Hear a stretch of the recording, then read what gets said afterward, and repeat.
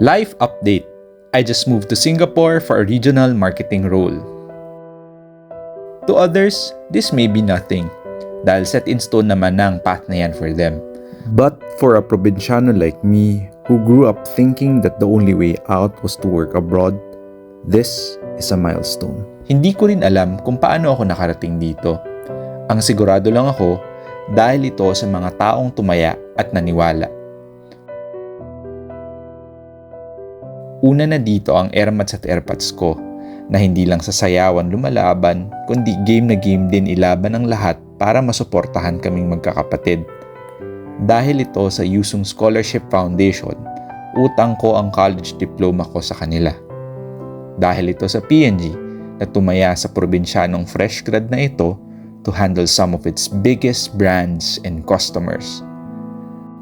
Dahil ito sa mga katrabaho na nagturo sa akin ng lahat ng alam ko ngayon. Wala ako dito ngayon kung hindi dahil sa kanila.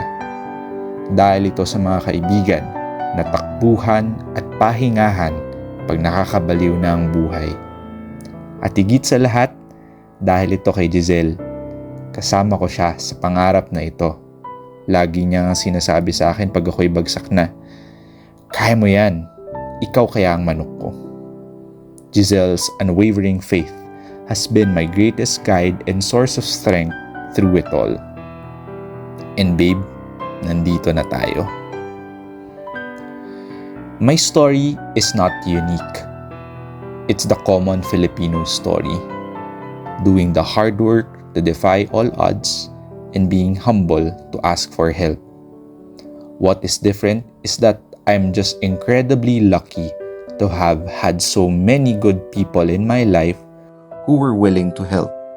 So sa lahat ng tumulong, maraming salamat sa inyong lahat. Now, it's my time to pay it forward.